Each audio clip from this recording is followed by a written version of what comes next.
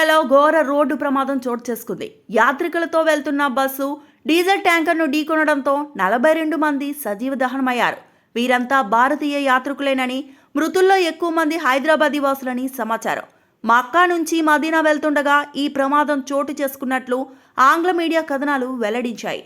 మృతుల్లో మల్లేపల్లి, బజారాఘాట్కు చెందినవారు ఉన్నట్లు తెలుస్తోంది. దీనిపై మరింత సమాచారం తెలియాల్సి ఉంది.